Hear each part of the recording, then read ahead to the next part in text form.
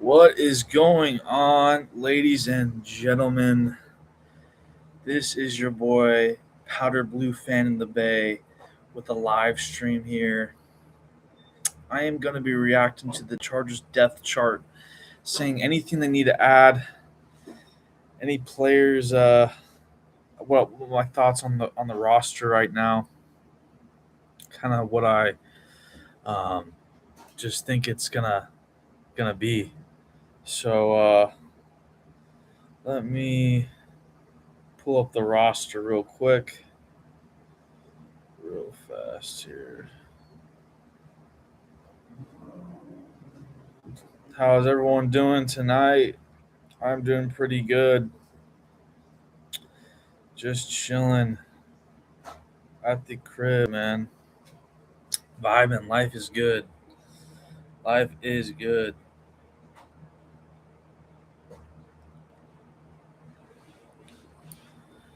Yeah, I'm gonna like the stream because I'm a G. Nah, no one's in the stream.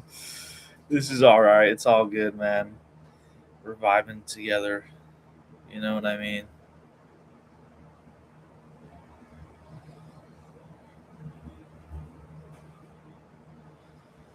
I'm gonna share screen.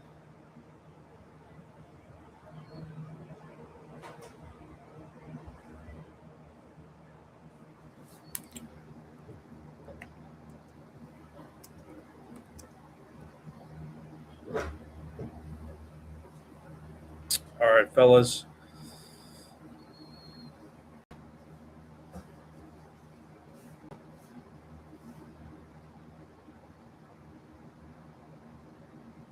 Wait a second. That's not the right one. Sorry, fellas. Might be. Should be that. There you go. All right, fellas. We're looking at the Los Angeles Chargers depth chart. I'm a diehard fan. Been a fan since I was a kid. This is just a live reaction. Um, Nothing else to it. Justin Herbert, the starting quarterback, our best player. Look at his stats last year. Pretty good for what he had. Whoa, any pizza and any toppings for just $9.99 at Domino's? Come on, man. Man, I ain't trying to eat pizza. I'm trying to lose weight. You feel me? That's for damn sure. But Justin Herbert, the fact that he didn't have both of his tackles last year, um, and he still put up a 2-to-1 touchdown to interception ratio, definitely shows how good of a quarterback he is. I saw on X today they released the top 10 quarterbacks in the National Football League by executives, coaches, and scouts.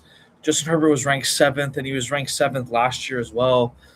So no improvement. But I saw a competitor that he seems, even though his stats have didn't show it, what he had around him. I mean, he doesn't have an elite receiver. He doesn't have that Jamar Chase. He doesn't have that George Kittle, Travis Kelsey. And with the offensive coordinator like Greg Roman, he limited Herbert's ability because he expected him to drop back and be protected for longer than a quarterback should. And with Mike McDaniel coming in to the team, that should be much improved. His ability to throw the ball quickly and get the ball out so that pass rushers aren't coming after him every play and sacking him. And especially when our offensive tackles are out. I mean, Rashawn Slater doesn't even play a game this year, and he's expecting Justin Herbert to drop back like he did without Rashawn Slater is crazy to me. That kind of showed Greg Roman's flaw as an offensive coordinator right there. So with Mike McDaniel in the fold, I expect him to just continue to. I mean, I expect him. He could be a potential MVP winner. I think he could win the MVP. That's no doubt in my mind. Um, so I think he has all the potential in the world. I think he's definitely a Super Bowl winning quarterback. But in the future, hopefully, I'm praying we win a Super Bowl with Justin Herbert as our quarterback because he deserves it. And I know he's a hard worker. Today, actually, we'll just do offense today. Keep it simple, and we'll do defense tomorrow. Well, Trey Lance, our backup, he's a pretty decent backup. I mean, for what we had in the past as a Charger fan, Clemens, whatever his name was, he was trash as a backup. Easton Stick, Chase Daniel, he was a good backup before in the past, but when he was with the Chargers, he wasn't very good. But Trey Lance is solid. I mean, he's all right. That Broncos game last year was pretty brutal. I mean, he didn't play very good. He kind of shit the bed. Then DJU. Funny enough, I went to a high school, modern day high school, and they're the rivals. He went to the rival high school, the high school I went to. So I've seen him watch. I watched him since he was in high school, and he's a good player in high school. I don't know what happened really in college. Kind of just flunked it. Didn't do well, but I don't know. He never really went to that level. As a 5-star recruit. When you're a 5-star recruit, man, that's crazy, man. That's crazy. And let me give you guys some hope, Charger fans. We are gonna win a Super Bowl with Jim Harbaugh and Justin Herbert at the helm. I'm telling you right the fuck now. We are gonna fucking win. I believe in us.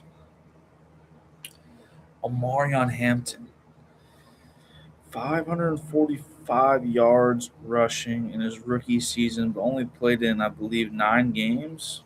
At Apartments.com, we go above and beyond to We make. don't want that. We don't want that. We don't want that. Let's see, 9 games. Played in 9 games. Got injured in one of them, so pretty much played like 8.5. So he's got all the potential in the world as well. A lot of people have been doing fantasy drafts, and he's been taken pretty highly, and rightfully so. I mean, I think the guy is a baller, a big baller brand from Omarion Hampton. This guy can be one of the best backs in the league. He has the potential to do it. He's got the body, he's got the size. He's more of a quiet guy, more reserved, but that doesn't mean that he can't be the best. I mean, he might go away. He might be like a Kawhi Leonard type. Where he's more introverted, but that's fine. Who cares, man? Our quarterback's more like that too, a little bit. Keaton Mitchell, fat, very fat. I mean, 5.8. Whoa, any pizza and any toppings for just 5.8 yards carry. That's pretty damn good. So he'll be good. Kamani Vidal. Yeah, he's an absolute stud. I mean, just those two right there, those position groups are pretty strong to me. Um, just looking at it, I would rate that probably like an 8 out of 10, 8.5. I could definitely go higher if Omarion Hampton hits this season, and our backup running backs really mesh well with Hampton, and that goes well. And then next we have the receiving core: Lad McConkey, Quentin Johnston, Trey Harris is our starters at the moment. Jim Harbaugh even said that himself. The 3 starters are those 3. I would rate this a 6 out of 10 in my opinion. I might be a little low, Charger fans, but I'm a little concerned about Lad McConkey after a second season. Just slightly. His size a little bit concerns me. But, I mean, after his rookie season, I thought this guy was going to be a superstar, honestly. I mean, he had 1,100 yards, rookie franchise record, I believe. So kind of dipped. May not have been fully on his fault though. Greg Roman was just our offense was just brutal to watch last year, man. Charger fans, you know what I'm talking about. You know what I'm talking about, guys. That was a brutal offense to watch. Our defense carried us last year. Um, anyways, those three are pretty solid. I'd give it a 6.5, 6 out of 10. But the thing is I like our depth. Brennan Thompson really excites me as a football player.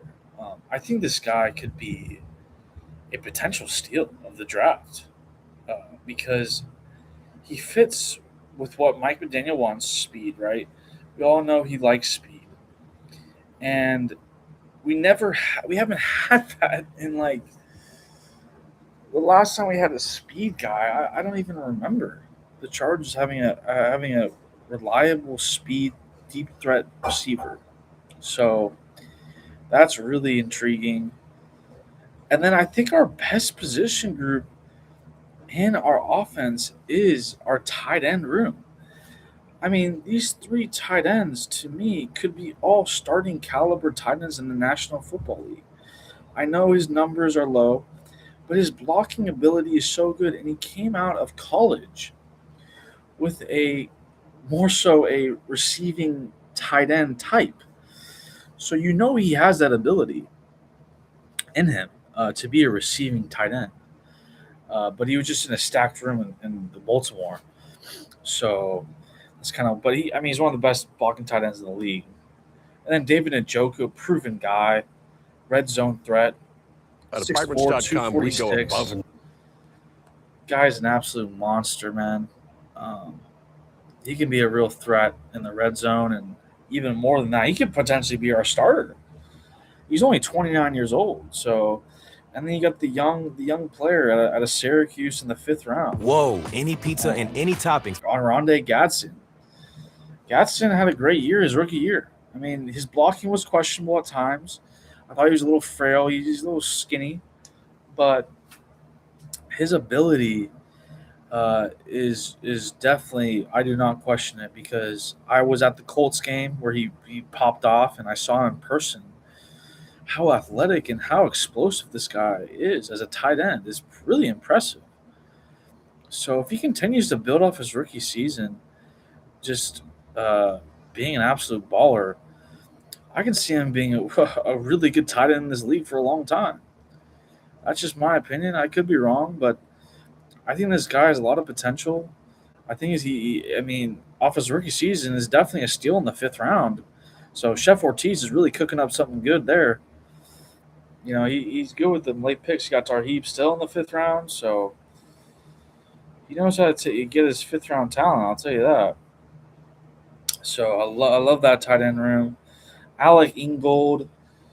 I know he had a Pro Bowl year. I don't know how much he was last year. I think he was all right, but that whole Dolphins offense wasn't very good anyways. So he's going to be a good scheme fit. He was obviously with Mike McDaniel. Good player. I know he's a good player. Really like that we got him. He fits what we need to do on offense. And, he's going to be like our wide tight end, right? He's going to be like that guy that's a great blocker for us and creates openings for Amarion Hampton, hopefully, And then Scott Matlock, I don't think he's going to make the roster, unfortunately. Too bad, he didn't really work out at fullback.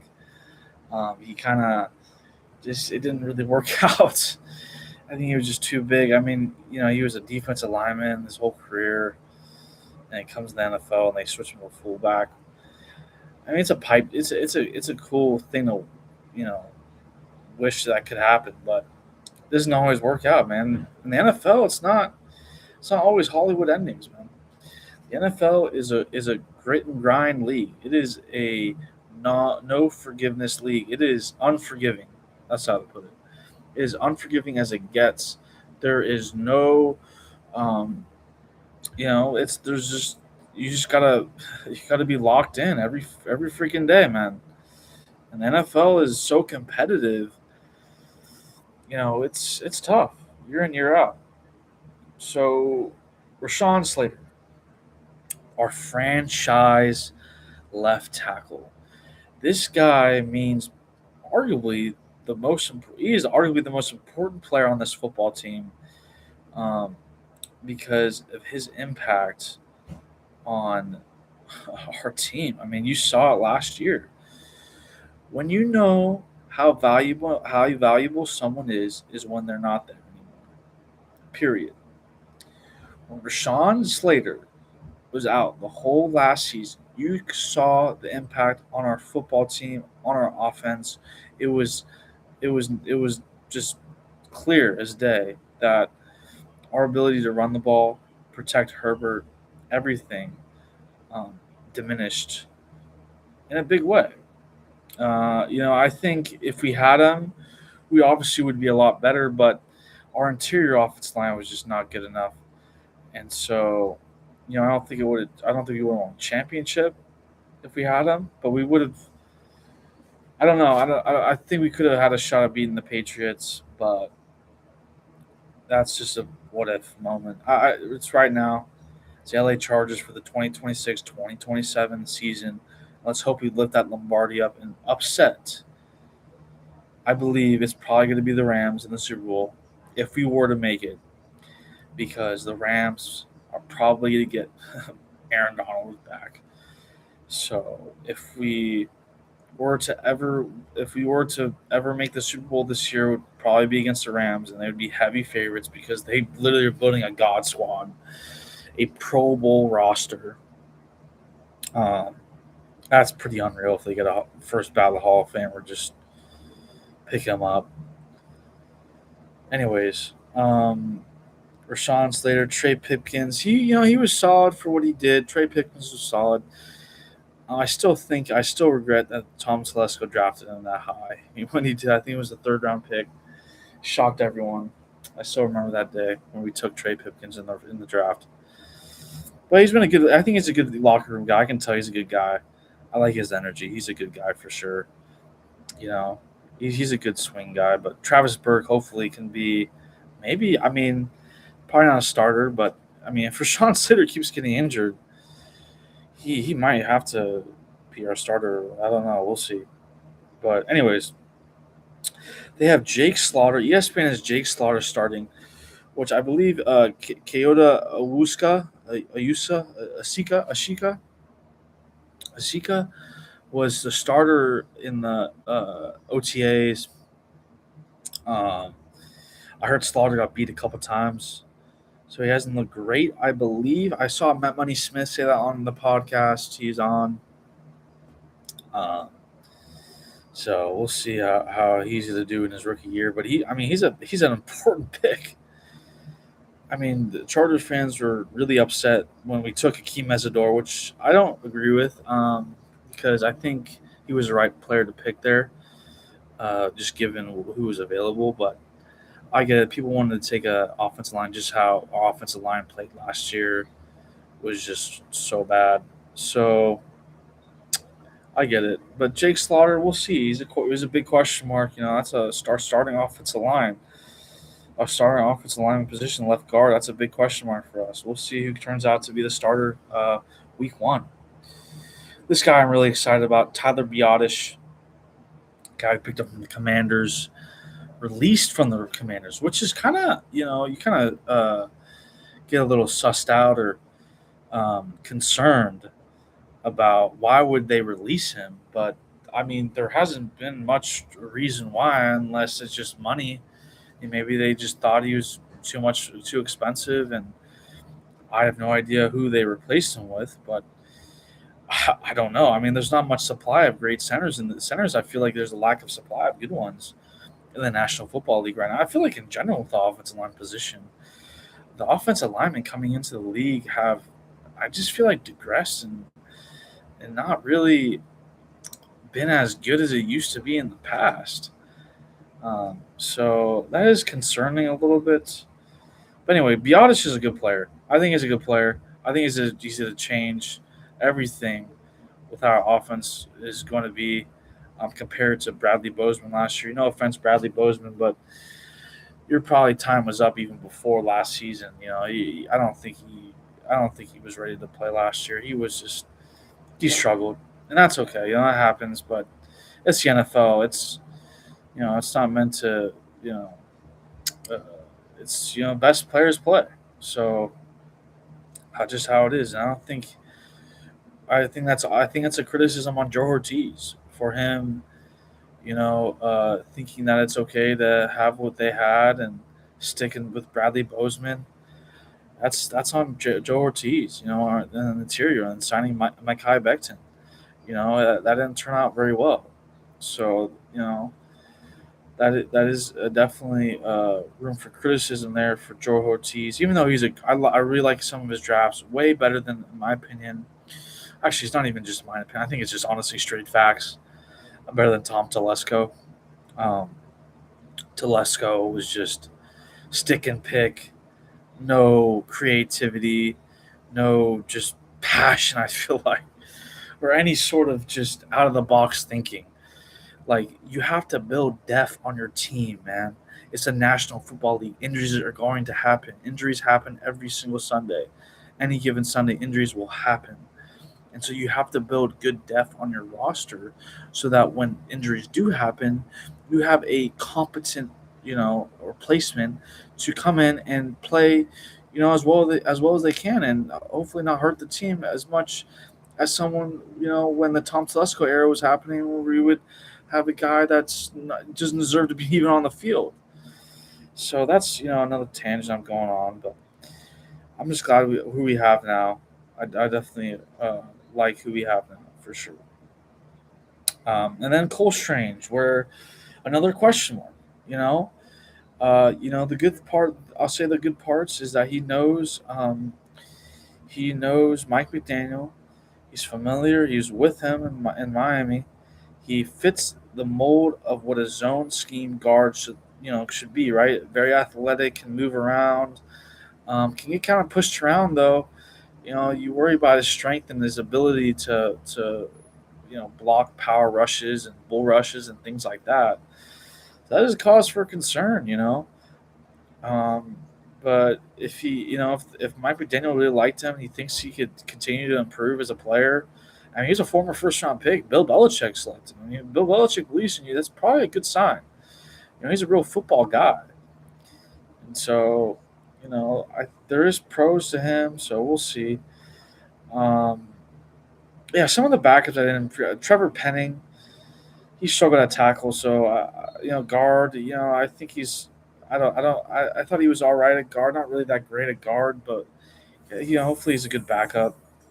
Logan Taylor, Alex Harkey, Ben Cleveland. Ben Cleveland, I think it's just. I don't even know if he's going to make the roster, but Logan Taylor, Alex Harkey, those are two 6th-round picks this year.